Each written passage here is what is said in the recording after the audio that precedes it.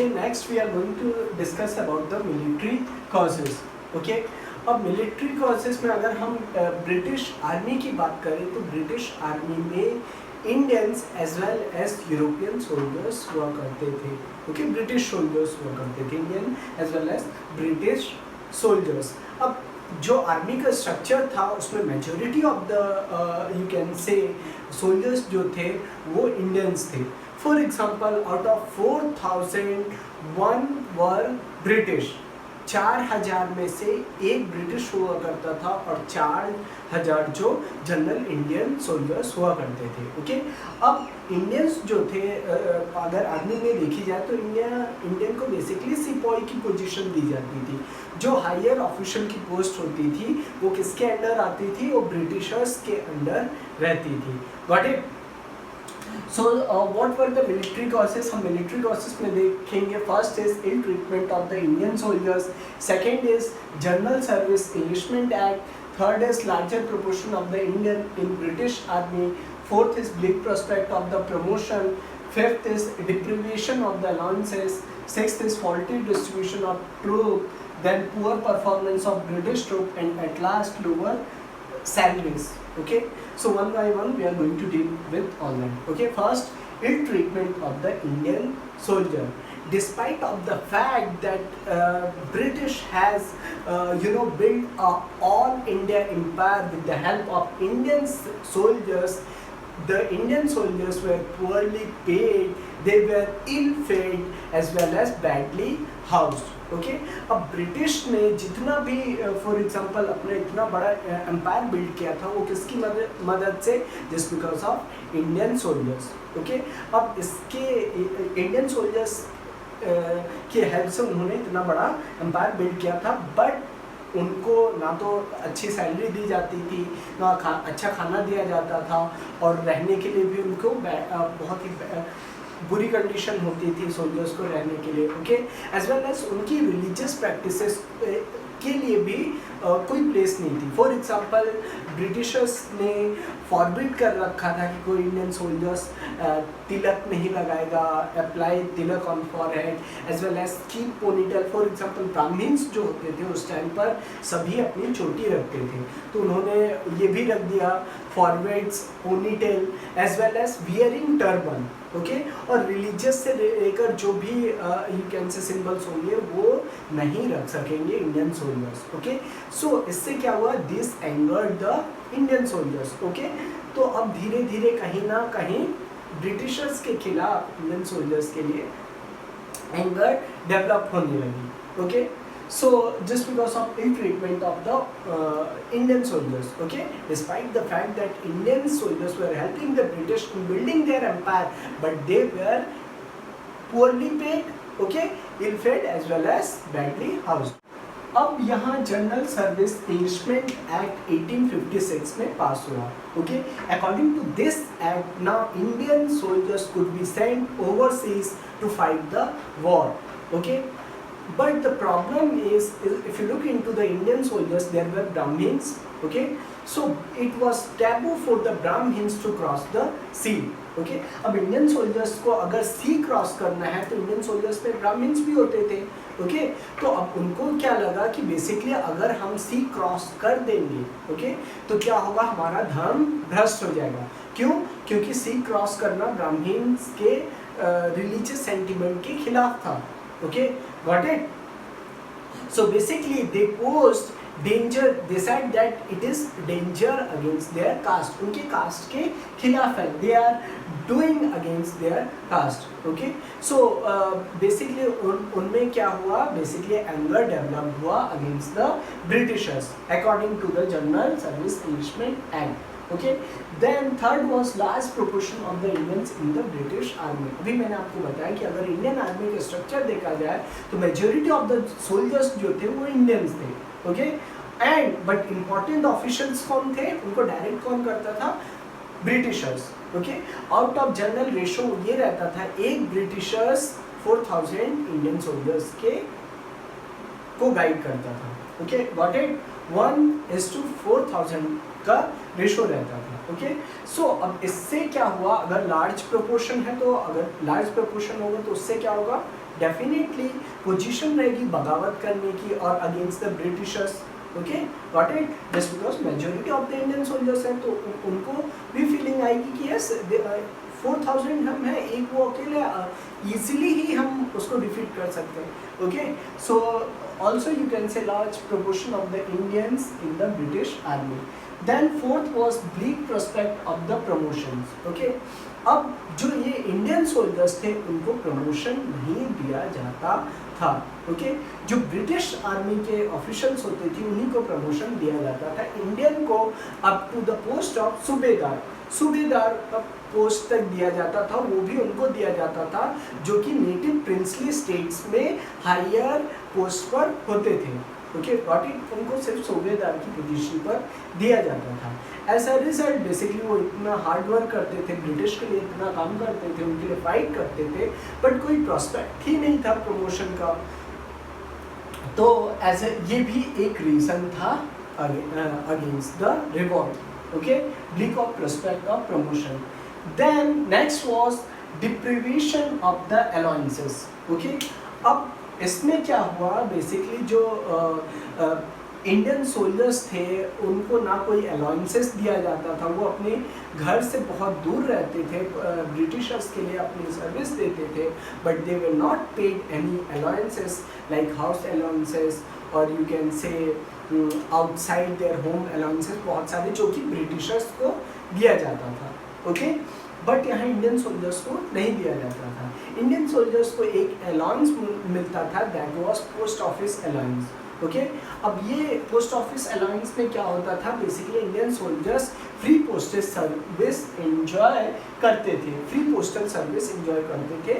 But post office act of 1854, post office act of 1854 से क्या हुआ, 1854 में पोस्ट ऑफिस एक्ट आया जिससे ये पोस्टल जो फ्रीबीज ये इंजॉय करते थे इंडियन सोल्जर्स, उनको क्या किया गया, विथड्रॉ किया गया। एज अ रिजल्ट उनको पहले से अलाउंसेस कुछ नहीं मिलते थे, एक जो मिलता था वो भी विथड्रॉ। सो बेसिकली एंगर हुआ, it develop anger among the Indian soldiers. Then next is faulty distribution of the troops.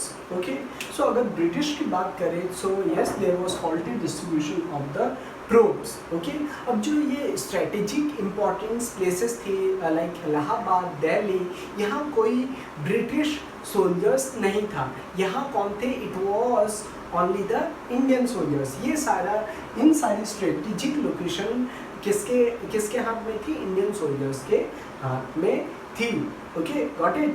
As well as Britishers were engaged in several wars outside the India. Okay, अब outside wars में involve थे, outside wars में involve होंगे तो इनको बाहर भी soldiers, overseas के थ्रू सोल्जर्स ले जाने पड़ेंगे।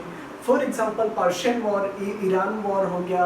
Okay, then you can say Crimean war हो गया। इन सारी चीज़ों की जगह क्या किया जाता था, बहुत सारे यूरोपियन यू कैन से ब्रिटिश सोल्जर्स को वहाँ ले जाए। सो बेसिकली इंडिया की सेफ्टी ओनली इंडियन सोल्जर्स पर डिपेंडेंट थी। ओके, इंडिया की सेफ्टी ओनली इंडियन सोल्जर्स पे डिपेंडेंट थी।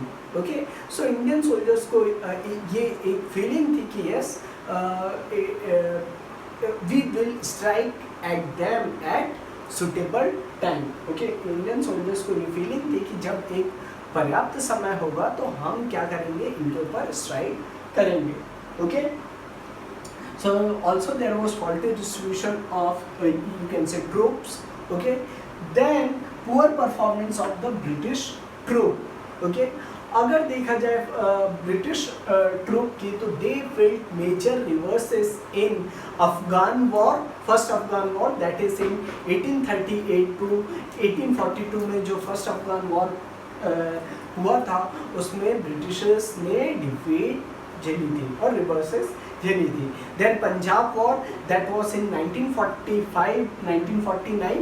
ओके, 1845 1849 सॉरी, के बीच में यहाँ भी इनकी पुअर परफॉर्मेंस देखी गई थी, they felt reverses.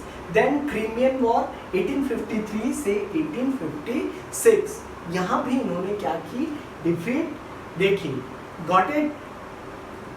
Along with that, अगर इंडिया की बात करें तो यहाँ Santhal rebellion, okay, Santhal rebellion basically तब बिहार, अभी तो झारखंड के अंडर में है, बेसिकली 1855-56 में यहाँ संथाल रिबेलियन ने ब्रिटिश को टेम्पररी वहाँ से खदेड़ दिया था with the use of axes as well as bow and arrow, तीर कमान और यू कैन से एक्सेस से उनको भगा दिया था, ओके, टेम्परली। ऑल्दो ब्रिटिशर्स उन्होंने फिर सप्रेस कर दिया था संथाल रिवॉल्ट, बट टेम्परली क्या किया था, संथाल्स ने इनको भगा दिया था, ओके। सो अब इससे क्या हुआ, बेसिकली इंडियन सोल्जर्स को भी ये बिलीव हो गई that determined Indian army could defeat the British soldiers easily, एक determined Indian army easily British को डिफीट कर सकती है, okay, got it. And last, lower salaries, okay. अब ये जो फॉर एग्जांपल ब्रिटिश हुआ करते थे, यहाँ बहुत ही इंडियंस को बहुत ही लो सैलरीज देते थे, ओके। फॉर एग्जांपल अगर यूरोपियन सोल्जर्स की सैलरीज 8 टाइम्स इंडियन सोल्जर्स से ज़्यादा होती थी, ओके, 8 टाइम्स ज़्यादा होती थी, okay. So as a result Indian soldiers की सैलरीज भी बहुत लो होती थी, तो बेसिकली उनका खर्च भी नहीं निकल पाता था, उनकी फैमिलीज भी होती थी, okay. So all this led to a military revolt, okay. Military process में ये सारी चीज़ें हैं, got it. So next is immediate cause, okay. So अब इमीडिएट कॉज में क्या होता है, in 1856 with British authorities tries to introduce new gun, okay। उन्होंने जो old fashion musket that was also known as Brown Bess के नाम से जानी जाती थी जो गन, उसको इनफील्ड राइफल से रिप्लेस किया, ओके, इनफील्ड राइफल से रिप्लेस किया। अब इनफील्ड राइफल एक नई राइफल थी जिसका लोडिंग प्रोसेस क्या हुआ करता था, उसको माउथ के पास इनफील्ड राइफल को ले जाना पड़ता था और कार्टिएज होता है, जो गोली होती थी, उसको दांत से बाइट करना पड़ता था, ओके। ग्रीस्ड कार्टिएज को दांत से बाइट करना पड़ेगा फायर करने से पहले, ओके। सो अब in January 1857 there were rumors spread that the जो कार्टिएज यूज हो रही है that is made up of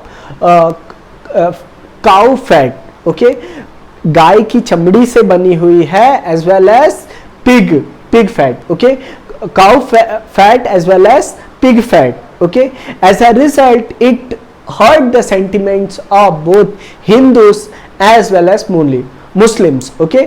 अब हिंदूज के लिए काउ जो है वो क्या है, होली एनिमल है, ओके, एंड मुस्लिम के लिए जो ये पिग है वो एक टैबू है। As a result basically it hurt the sentiment of both, rumours बहुत ज़्यादा स्प्रेड हुआ, ओके। सो इन फरवरी 26, 1857 में क्या हुआ, जो 19th नेटिव इन्फेंट्री होती है, they refuse to accept the loaded cartridge, उन्होंने रिफ्यूज कर दिया, बट उनको वार्निंग देके उसको सस्पेंड कर दिया जाता है 19th नेटिव इन्फेंट्री को, ओके। अब उसके बाद क्या होता है कि बेसिकली अब बहुत ज़्यादा रूमर्स स्प्रेड हो जाता है, तो soldiers now refuse to you can say accept the loaded cartridge. As a result Mangal Pandey ने क्या किया, जो कि एक इंडियन सोल्जर्स थे, ओके, उन्होंने क्या किया, यू कैन से 34th नेटिव इन्फेंट्री के जो ऑफिशियल था उसको बैरकपुर में गोली मार दी, and that was the beginning of the revolt, okay. Although Mangal Pandey को कोर्ट मार्शल किया जाता है और लेटर ऑन हैंग किया जाता है, बट 29 29 मार्च 1857 को ये जो हुआ था, that is regarded as beginning of the first war of independence. इसी डेट को फर्स्ट वॉर ऑफ इंडिपेंडेंस की बिगिनिंग किया जाता था। That started from Barrackpore, that is in Bengal. Got it? So ये था इमीडिएट कॉज।